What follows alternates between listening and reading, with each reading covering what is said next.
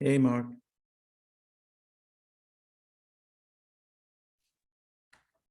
Good morning.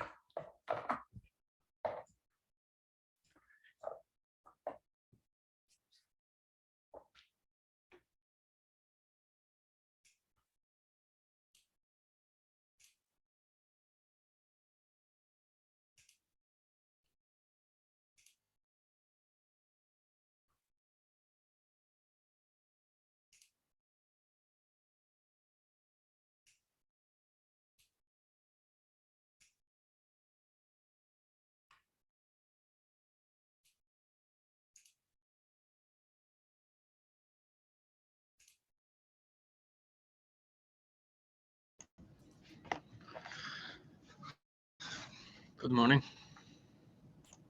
Good morning. Morning. So wait for a few minutes. Yep.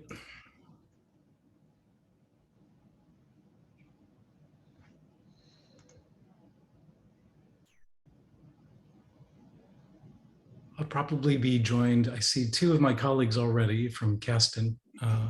Might be one more. Oh, there's Tom. 3. And maybe one more. We'll see.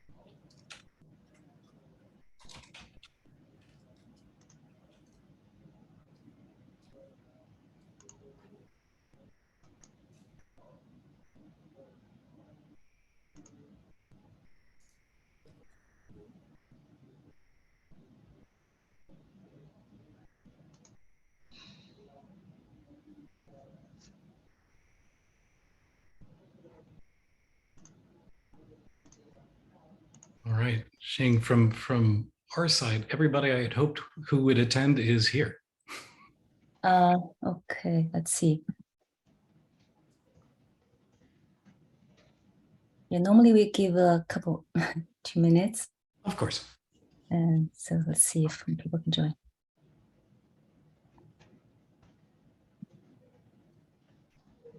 Oh, do you have any slides? I do.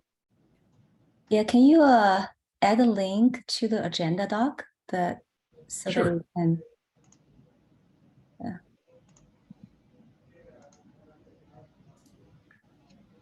I'm going to reuse the CNCF webinar slides that we did about a month ago on Canister.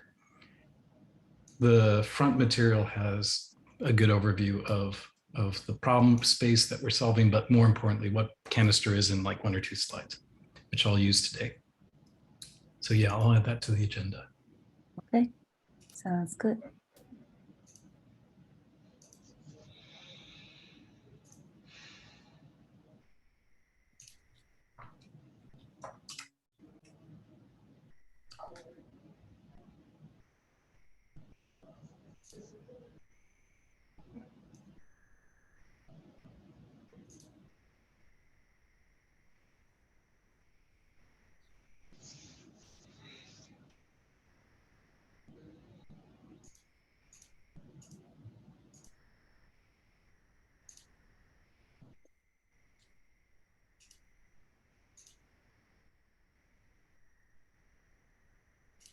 Actually, I'm making sure it's public for everybody can view.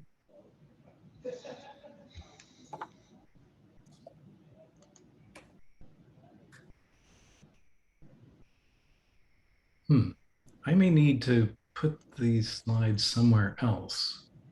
I think Veeam's policy on PowerPoints shared may not be able to be completely public. Okay, yeah, that's okay. Don't worry about it now. So you can Yeah. the link later. Yeah, I can give it to you any other way, or maybe I can upload it to Google Drive someplace. Okay, yeah, that will work. Sorry about that. This is It's interesting. okay. Okay, so I think already 5 minutes passed. We can get started. So today we're going to have a presentation on canister. So Mark, you want to drive, right? So I'll stop sharing so you can share your slides. Sure.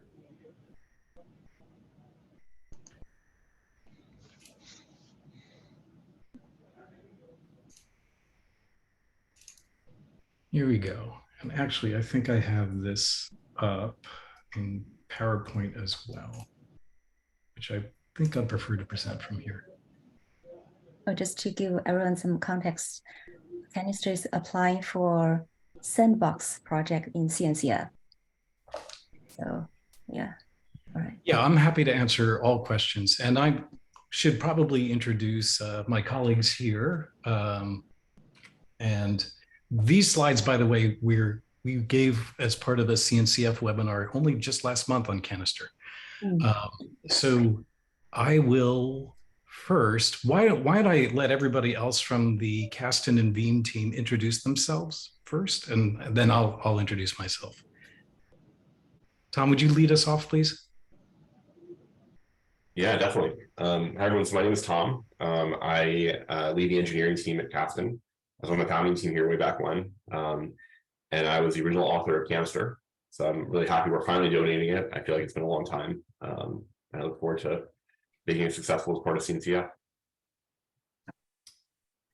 And Pavan?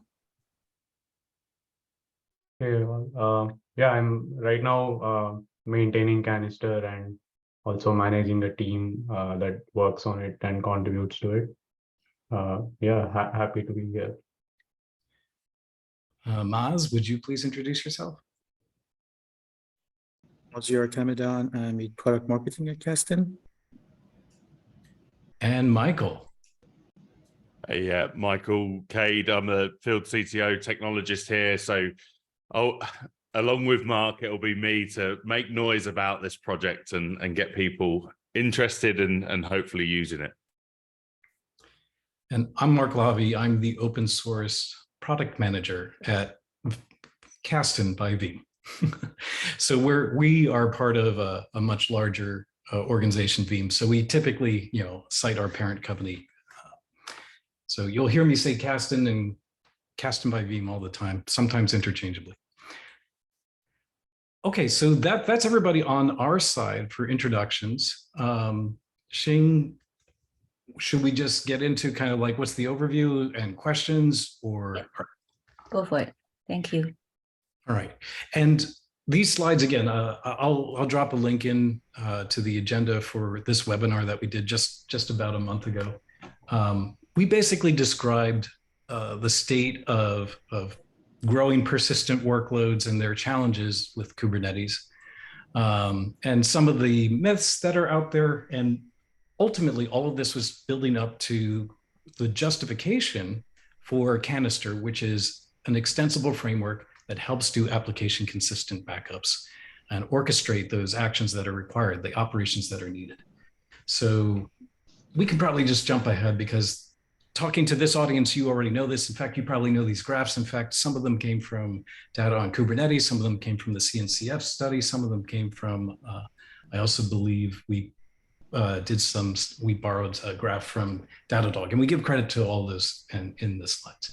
But long story short, when people are trying to understand data protection on Kubernetes, ultimately, the story comes down to not just being an infrastructure or a bottoms-up approach for it, but ultimately a top-down and an application consideration need for every workload is potentially needed. The simplest workloads can be dealt with complete with CSI volume snapshots, and we're happy and off to the races. And this story ends right then and there. But workloads are growing increasingly complex. We're having more traditional workloads come on, even as VMs with KubeVirt onto Kubernetes. And so we need to accommodate in a cloud native fashion, how do we orchestrate everything that is required for an application consistent backup? That is the goal. And it's hard to do.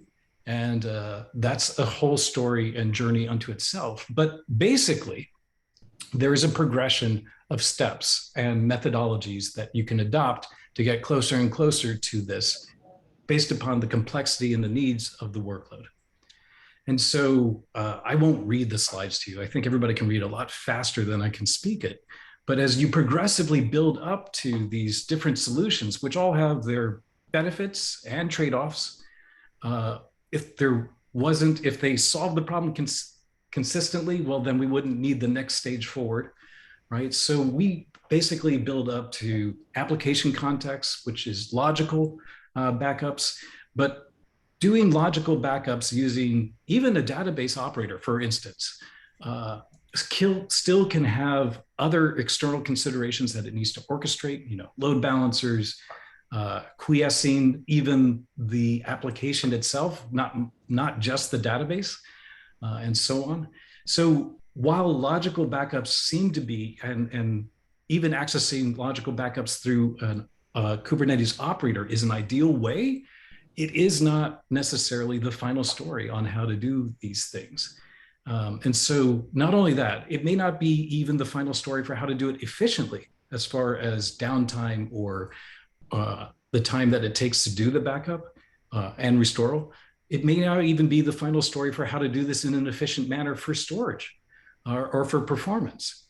So we point to the next step past that, which can be almost a hybrid approach between system backups, logical backups, and ultimately trying to change block tracking and deltas to combine the best of both worlds to kind of get the best steps of performance, storage efficiency, application considerations, and any other external systems that need to be orchestrated in order to quiesce the application as a whole to allow these operations to happen. So that's why this story isn't simple. And that's why this story really requires a facility that can orchestrate across all these different concerns of infrastructure, of Kubernetes, of the application, and external systems. And that's what Canister really solves. It's an extensible framework that can orchestrate in all of these different domains. And the way we do this is with blueprints. But let me just stop here to see whether there's any questions or contention, because that's the problem space that Canister solves. All right, I will move on. Of course, please interrupt me, and anybody else, if I'm missing something in chat, please clue me in. All right, so the next step is, all right, I can do all this by hand, right? This is every system administrator, every developer. I can solve this. I'm an engineer. I know how to script. I know how to use any tool out there. And there are many different tools out there that do a lot of the primitives of some of these solutions on these different levels.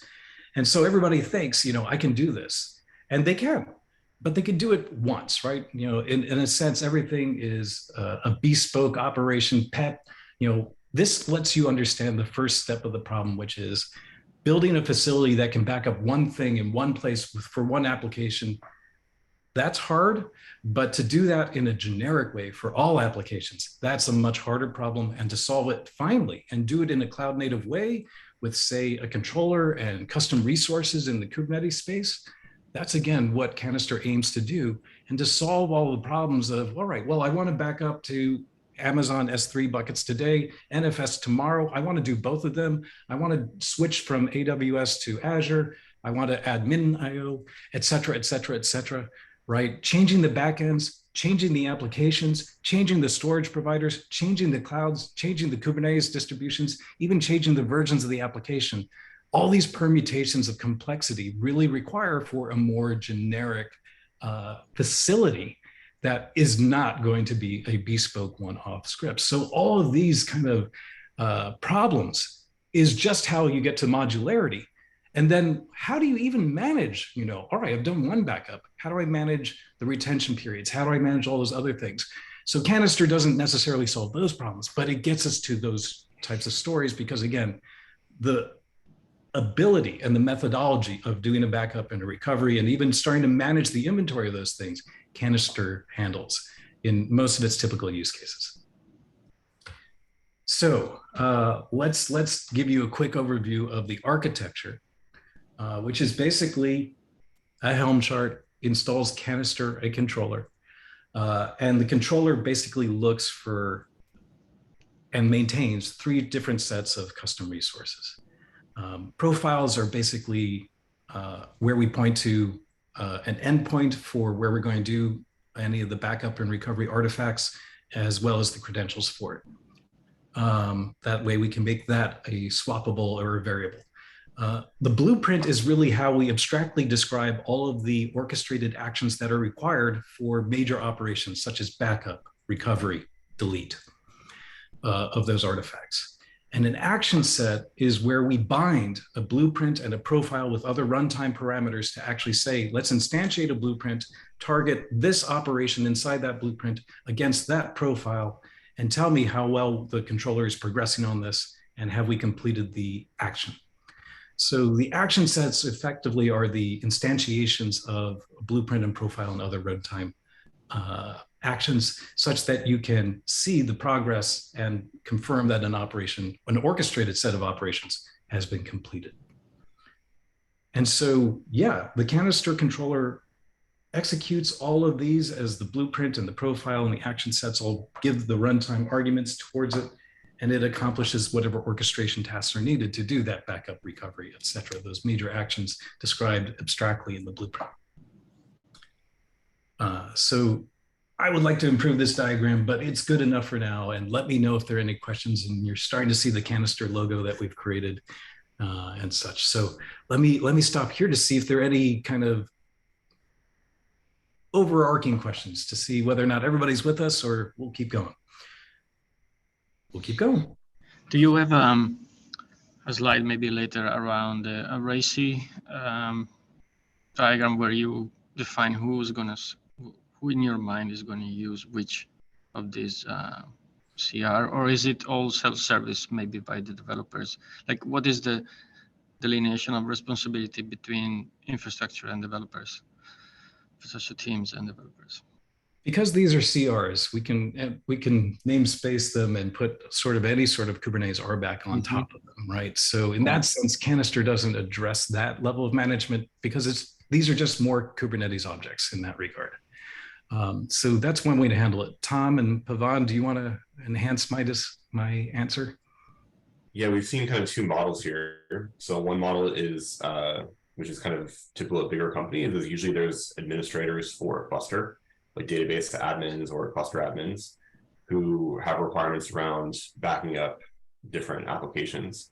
And so they would often both deploy the controller, the Canister controller, as well as deploy the blueprints. So maybe they have a blessed set of databases that they let their developers deploy, like let's say Postgres. And then they would require that the developers back up their Postgres instances using a specific blueprint. And usually the admins would kind of deploy one of the blueprints we have from the community, which kind of defines the way that you can go and back up the different applications. So that's most common. The second way is actually developers do it directly. So people deploy, they want to be able to do this themselves. Developers think backups are important. It's kind of a smaller team maybe, and they just deploy everything out of the box. Okay, yeah, thank you. So, and I don't know what you have next, but I'm very curious to see how you technically do the backups and maybe the restores. Yeah. Sure, absolutely. I'll take you there in just a bit. So, okay. At the risk of repeating what I said, this sequence diagram might give you a little bit more of an idea of literally how the Canister controller interacts with the CRs that we deal with. The profile, actually, I don't think we call out the profile specifically here, but the profile would implicate how we get to the backup location and what that backup location is. The blueprint contains all of those different actions, backup, restore, and I will show you a blueprint next, and so on. But the Canister controller basically operates on those with whatever sort of application, and this could be a KubeVirt VM with the database on it if it needs to be. Okay, so let's show you a little bit of that, and then we can talk a little bit more about the history of how we got to today. And then I think we have addressed a lot of other questions in the pull request that we've done to submit the Canister project to TAG storage. So we might want to look at that as well. Xing, is that appropriate? Yeah, but are you going to go over this? Oh yeah, absolutely.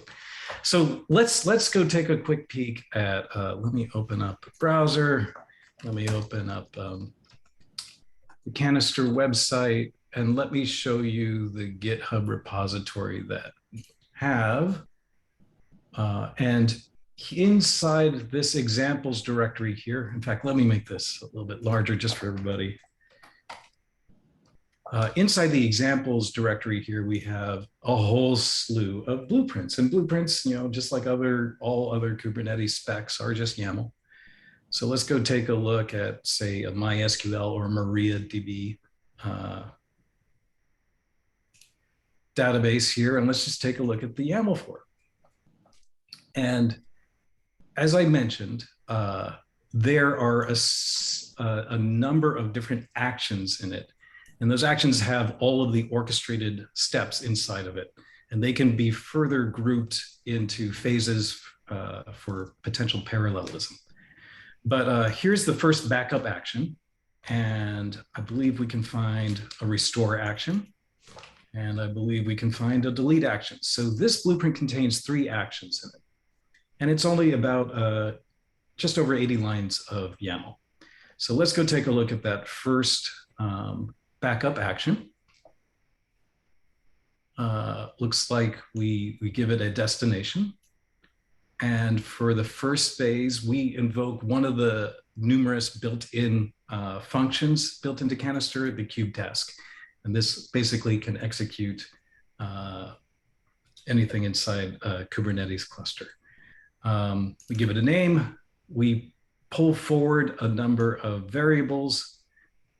And then here's effectively what we execute in conjunction with this command.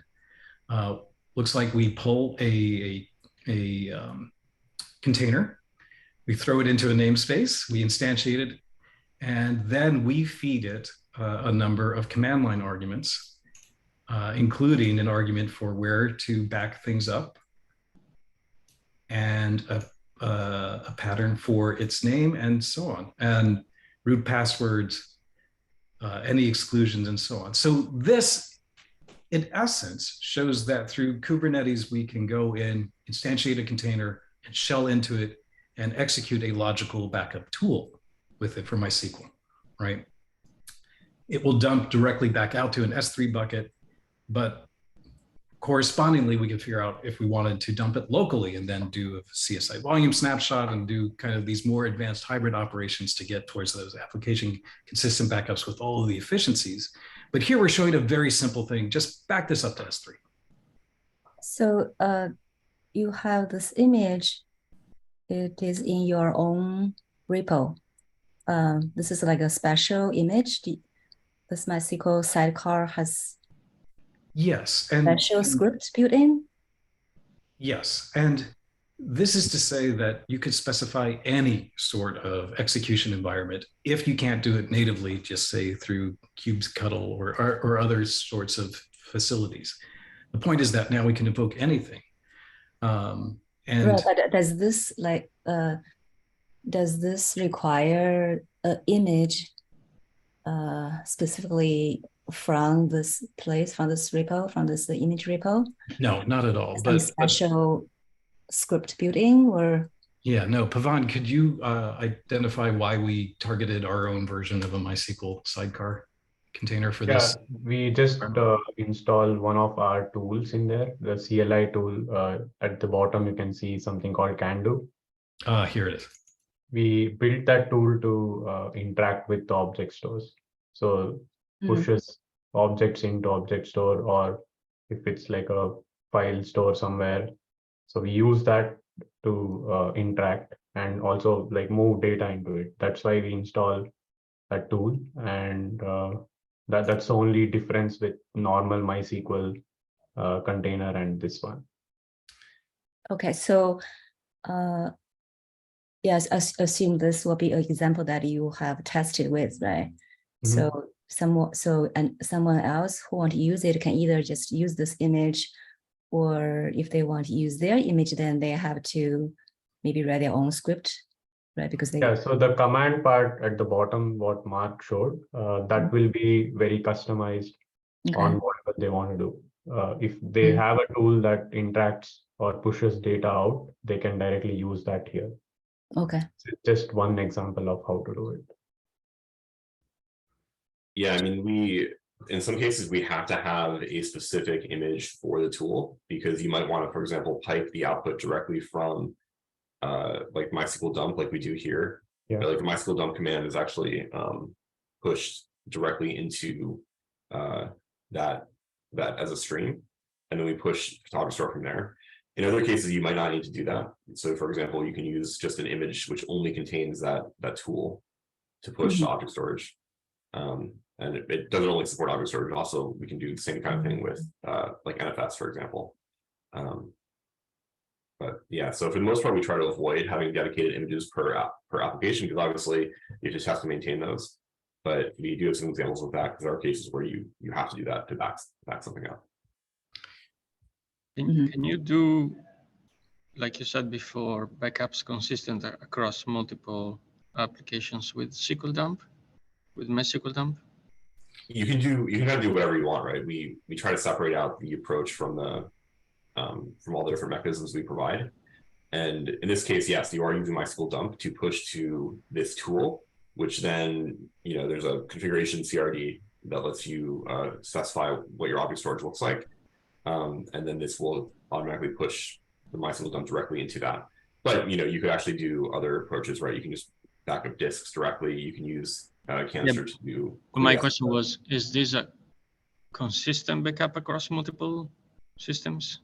Or is it suitable to do inconsistent backups across multiple stateful workloads? That depends on your tool. So MySQL dump, if you're capturing the entire database, even if it's a sharded database or a distributed database, MySQL dump will give a logical backup, which would be consistent across that whole database. However, if you're only capturing a single node in your database that's sharded at like the application layer, obviously you'll have to do something else on top of it. So this specific command here would only support consistency for something that would get consistency from MySQL dump. That makes sense. Okay. Well, no, it makes sense, and I understand that piece. But in the slide before, when you say consistent backups, I understand, for example, that my application is comprised of a database and a Kafka server, let's say, and I want to back up, them consistently. So when I do a restore, if there was some relation between the data in MySQL and Kafka, they come up in a consistent state. And to me, MySQL dump doesn't do that, but maybe No. So hypothetically, you could create a canister blueprint that handled Kafka and MySQL, same blueprint, right? But obviously more steps, more phases. How they're orchestrated in each phase, that's a little bit of a discussion, certainly, but that's how you could accommodate for both, right? Okay. That'd be just more tasks, more actions. And whether or not that's one container, multiple containers, et cetera, is the point of this, is that the framework is open enough to give you the structure to do just about anything, right? That's the good news. The bad news is that you can do just about anything, but this is, let's take a step back. So I've talked about the modularity and the justification for this, but even more to the point, we've had to do this so that we don't have to do a custom integration for every scenario, like you're specifying. How do I coordinate a MySQL and a Kafka consistent backup, right? So we've had to kind of create this tool to accommodate for every potential environment, rather than try to do a specific integration, for exactly that. Say in our upstream commercial offering of K10. Right. This is really an extensible mechanism that anybody can leverage, and it's meant to be leveraged any way you want, abused positively, negatively, etc. But it can accommodate for a number of those scenarios. Okay, it's fair. I will look for an example where there are two or more data stores? Because that's when it becomes. Do you have any, because you have a lot of examples here, right? Do you have any examples that shows that? 2 data stores? I don't believe so. Because we've been typically You have a Kafka, right? So right. You could basically, in theory, you could munch together the MariaDB and the Kafka DB, into combine and concatenate those phases, right? They'd execute in some, even in the phases aspects of an action, we can, I think, drive parallelism. Correct, Tom? We can, yeah. I do think it's relatively complex to get what you're looking for. This is true. Probably the easiest way to do this would be something like use point in time. So when you're taking your backup, and if one database supports point in time, like Postgres, for example, like the Wally example there, does that support it? Maybe the Wally example would. You can specify, you can get your time at the top, and then use that point in time in both databases. Consistently across databases is not really a solved problem in a lot of cases. I think point in time is the only way you can actually achieve that, unless people have other ideas. But do you have any example of using the CSI snapshot for the database backup? I'm sure we do pop and Yeah, I think we do. Yeah, because typically, at least how traditional storage companies, storage backup companies, how they solve this problem, as far as I know, is you send a command to all the applications that participate in this orchestration to quiesce and flush the storage. So they won't process any input. And then you take a snapshot because it's the fastest way to get a backup, right? Yeah. And then you unquiesce those applications at the same time. So that's, in theory, should guarantee that all the data stores are consistent across them and crash consistent within the application, right? Because when you do the flush, you're just crash consistent. So the application may have to do some when you restore it, may have to do some rollback of transactions or stuff like that, because it's just crash consistency. It's not like a logical dump, but you get consistency across multiple data stores, right? Without interrupting the operations for a long time, because the snapshot is essentially immediate. That's the theory, at least. Right. But when you have a cluster, a distributed database across multiple infrastructures, that CSI snapshot reflects one shard or one node of the cluster, right? So again, that's why you escalate past that up to logical backups, but then again, you encounter the next set of challenges there, right? And this is the whole point, right? For the people who can address things at different levels, or want to mature from one level, all the way up to a system backup, or all the way up to a logical backup, then up to a system backup. This is how we help people accomplish application consistent backups, because different people have different needs and different tolerances, if you will, for their definitions of what an application consistent backup is. Mm-hmm. Yeah. And do you ask your user to choose which method to go with? That's what you mean? It's based on the blueprint. Yeah. So we do have applications. We call them application consistent blueprints, which are just the quiesce database, use a snapshot, and then go from there. We actually haven't added the group snapshot into this yet. So we do have to do that, but that's on the roadmap.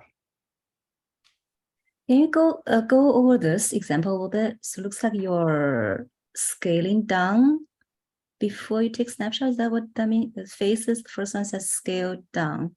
Stay for I see what you're saying here. Yeah. That's only for restore. Oh, that's for restore. Okay. So what do you do at backup time?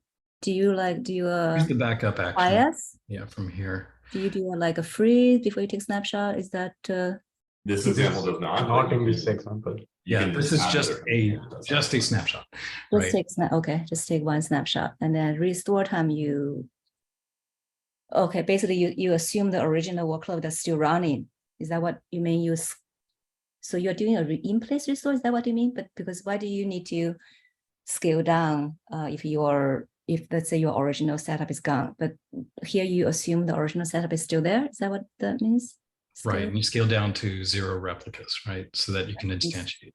You basically assume the original, it's still there, right? You just kind of more like you want your in place. Yeah, the pattern here would be this is a relatively general blueprint, so it can kind of apply to most apps. So you would redeploy whatever your application is, and then just use a blueprint. So if you have, if you're deploying through GitOps or through Helm directly or something, you deploy it and then you run this. And so part of that will be scaling down.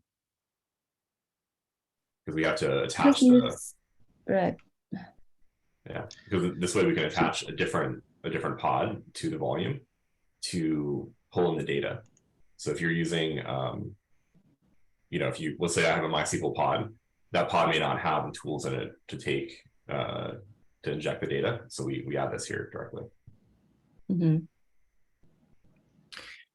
And Xing, the whole point of this is that there's more than one way to do it. More than Yeah, one just way trying to do it. understand. Oh, this is, I understand this is probably very flexible, just trying to understand. Okay, so and then I see you have this, whether to delete original PVC or not. When you scale down, is that part of that? Yeah, we created a new PVC. Or you could either delete it, or if you keep it, then Yeah, so it looks like scale down, delete PVC, restore CSI snapshot into PVC, and scale up.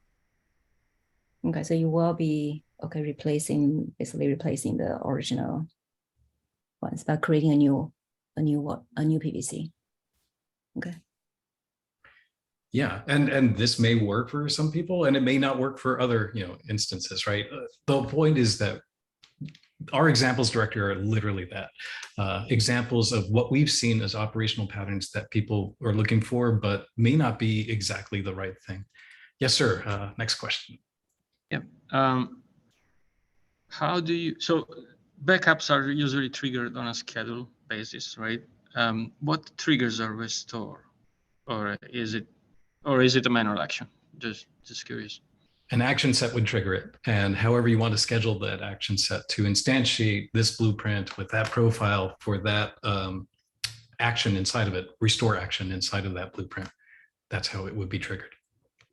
Oh, what? Okay, so somebody has to decide to instantiate that, right? Okay. Yeah. And I have another question. Yeah, I'm still looking, and I never found a system that could understand by itself that it needed a restore, right? It's always mine, and that's fair. But I wonder if you have any experience of this, but how compatible with GitOps is this operator? Because GitOps is very declarative, right? And it doesn't work very well with imperative actions, let's say, or sequences, right? So what's your experience of making this operator coexist with GitOps? So yeah, this is an area where persistent workloads are a challenge for GitOps, right? But that's the whole point of this. We still need a declarative set of operations, and we would like to think a cloud native tool, a controller, that can operate in that function to execute these operations for every workload. So that's our approach. Now, whether or not that's GitOps good enough is all purely a function of what is the operations and how robust are the operations in there. And that's a very cultural answer for how people have an opinion for how best to accomplish those operations. Now, and again, action sets are more imperative. What? The action sets, the invoking the backups and invoking the restores is more imperative. Is more imperative, yeah. So, okay, understood.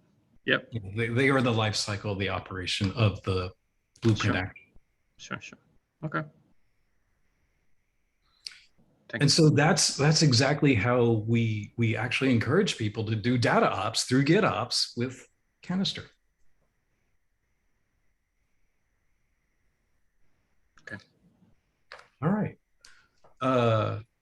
Okay. Well, then I think I've given you a good view of literally the inner workings of the blueprint, which is the heart of the system, as far as, what are the operations, how are they done, and where are they done. There's not too much more I wanted to show, because I think we've done that deep dive all the way there, other than, we can go back to the webinar and see a demo of us actually executing a MySQL blueprint against a MySQL instance and having it back up and restore. But I think maybe the next steps are probably to review everything else that we have in the pull request for the governance and such like that, and how the project is, or where the project is for right now. Would that be fair to go on to next, Shing? I think it's actually good for you to go over the slides because this recording will be shared with TOC as well, Okay. right? So they probably want to have a complete overview rather than just to see part of it. Yeah, well, truthfully, you've seen now the depth of what it does and how it does it. You haven't seen it in action, of course, but that is it. The next slide really was showing the demo, showing it, do execute a blueprint, instantiate an action set, execute a blueprint, and do the work. Which you've already seen what the constituent orchestrated steps are. So we can go deeper into the docs to see, all the capabilities of the built-in tasks and functions that are built into Canister. But truthfully, that's all we did for the first demo, was give that overview and then kind of summarize where's the project and where's the community, and that was the webinar. Sure, I think you can, maybe you can talk about the community because I think we only have like 20 minutes left. Make sure that you cover everything. So Tom, we started this project and launched it back in 2017, is that right? Yeah, end of 2017. Yeah, we did it actually in conjunction with K10's launch, which is our commercial product, our backup and recovery and application mobility data protection tool. And that's, again, Canister is the extensibility to orchestrate data protection operations for any scenario. So Canister itself is always been an Apache 2 project, licensed project, and always been in its own GitHub organization and repository, as you think I showed you briefly over here.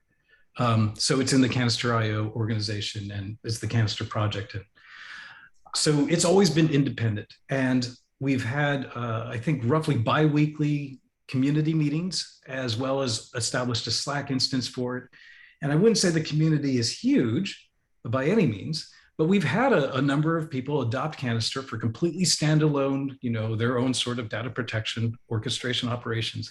Pavan, can you give, I think we had somebody in Switzerland working with it, maybe at CERN, and we've encountered a few other people because we've presented Canister at data on Kubernetes meetups and other places. Pavan, oh yeah, thanks. Yeah, we do have someone at CERN, I think, using it or using it as an extension of their own project. There's also individual, I think, developers and users who are pretty active in the community Slack. There was also another solution they've built out of Canister, just extending it to do some GitOps and stuff like that. Is that solution public or is their own thing? Should be. Yeah, it's one of the adopters of Canister, I believe. The CERN example, I think, was a talk at KubeCon where, do you know who gave a presentation from CERN?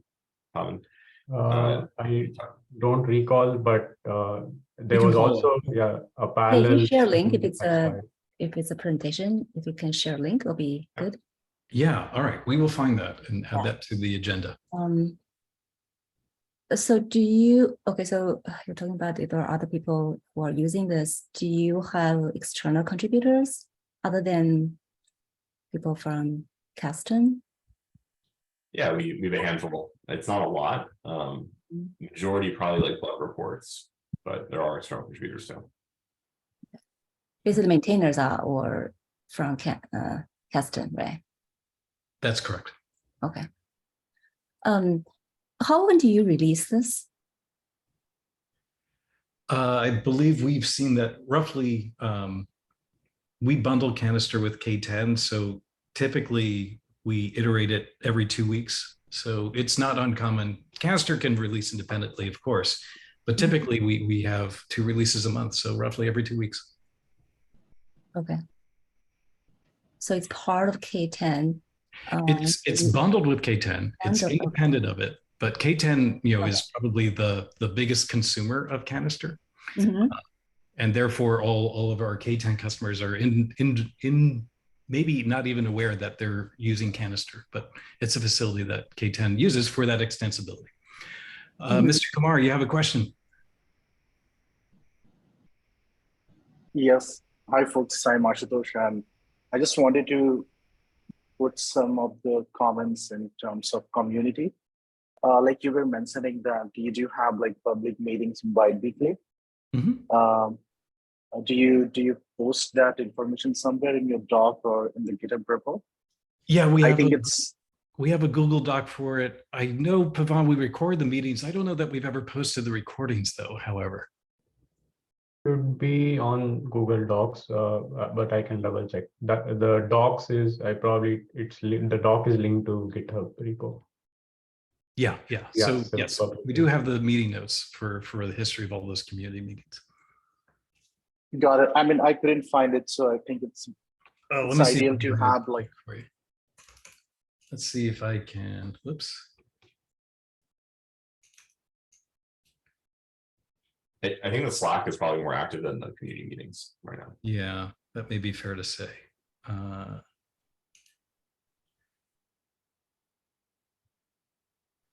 right, let's go back over here. Canister. So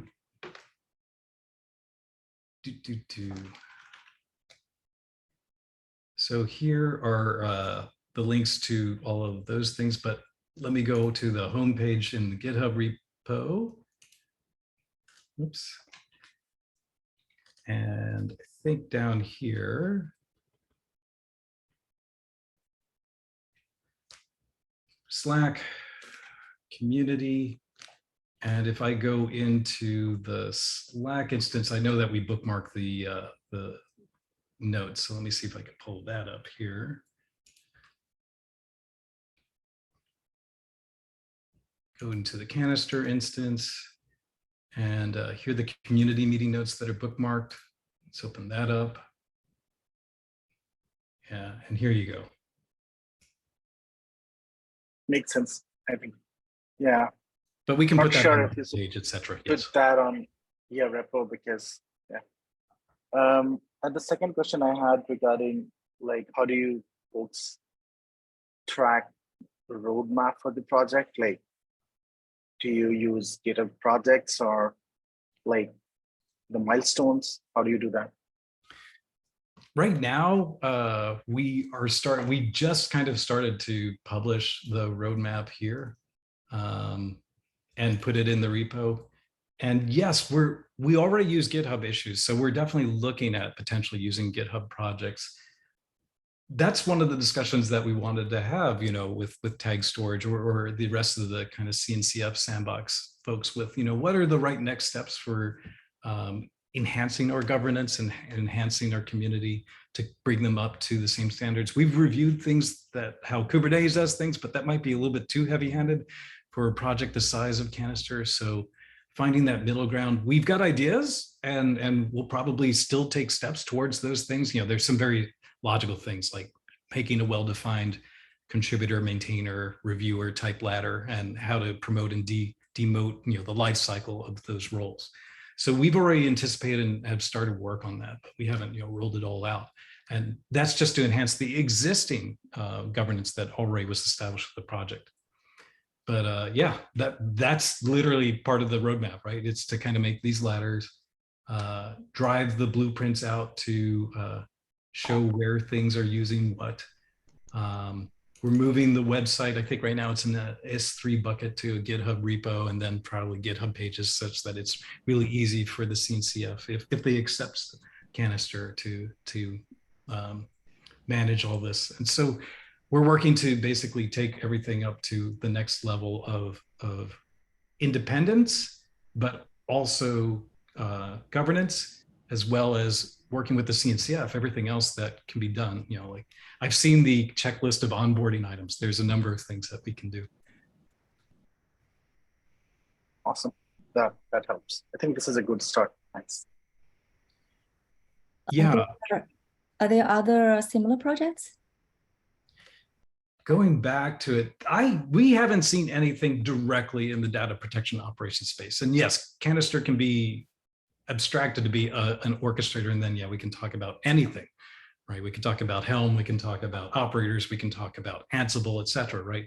But in this sense, as far as cloud native controller working in a cloud native operational fashion, with custom resources and so on, and then blueprints in YAML and all that.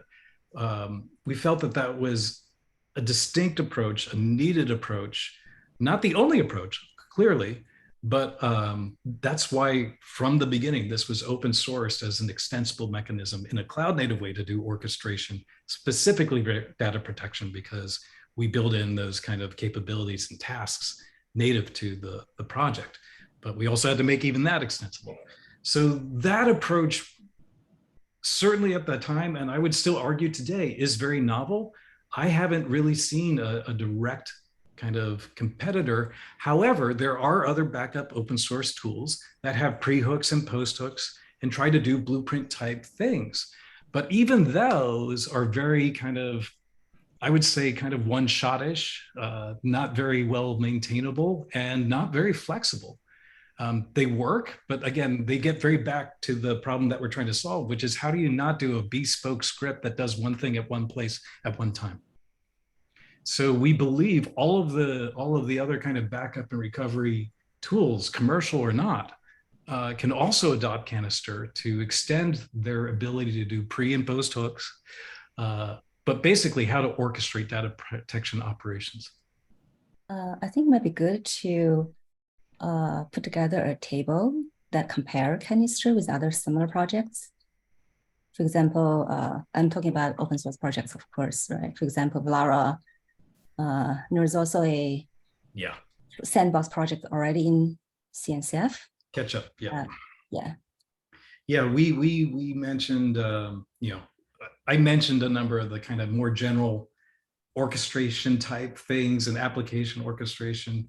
But yes, here we go. Back up. Sure, but to make it a table, I can certainly make that a table. That's not a problem. Right. Anything you think there's overlapping, good to put them in a table and compare will be, yeah. Sure. And would the right place to be to add it to this section in the PR?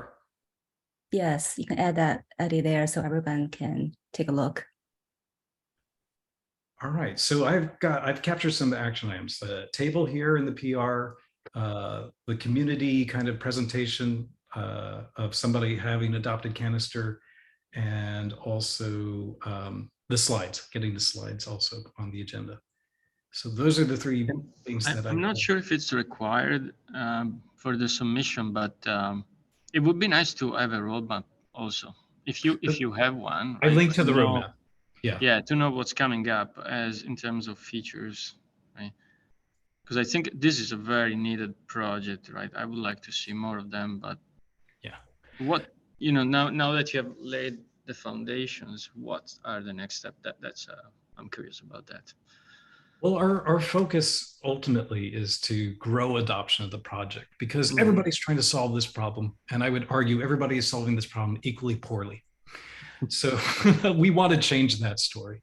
And we have a good story, we have a good facility, we have a good approach, and we have adoption, but we really want to grow that adoption and that understanding. And so that is really one of the goals of bringing this to the CNCF, right? Because it's a cloud native approach, solves the problem, and gives a cloud native operational solution. So it's a match made in heaven in that regard.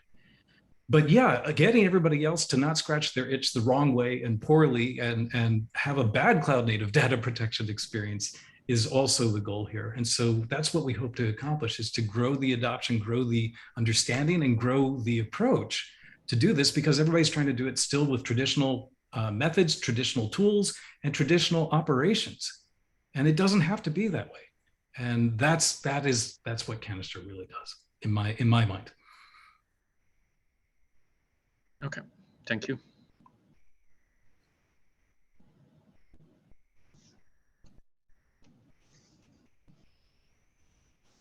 All right. Shane, what else do we need to do for you? Can you just go over this PR? Are there any other open questions in this PR? I took a stab at answering everything Okay. with the team as best as we could. Mhm. Right? And I gave a kind of summary of the roadmap. So a lot of the roadmap right now is to improve the governance, prepare for sandbox, etc. In my mind, those are a lot of the things, right? Sever any other vestiges to say Veeam infrastructure, etc., right, for hosting and so on. Or to make those transitions as easy as possible. But as you see, the project was already Apache 2 licensed, is independent in GitHub, is independent in Slack, etc. So it's very much set up, ready to go. Already worked with Veeam and Veeam Legal. They're ready to assign. There are no trademarks that I know of. Yeah, we have no trademarks. So basically the repo, it can just be donated the way it is, right? You don't have to make Absolutely. other changes. Okay. Absolutely. So yeah, I think we've talked about a number of these things, but of course we're happy if there are any gaps, please ping me or anybody on the team or ping us, right here on this PR, and we'll address them. In fact, maybe I'll make those action items as notes on this PR now for follow-up. Yeah, are there any other questions for Canister team? Yeah, so you have some action items. Yeah, I'll record those down. Address those and share the slides. Yes. And yeah, we will go through them. We will come up with a recommendation. Awesome. Thanks, everyone. Appreciate all the feedback. Yes, great presentation. Bye. Yeah. Thank you. Thank you. Thank you. Thank you. Thank you, everybody. Bye. Bye.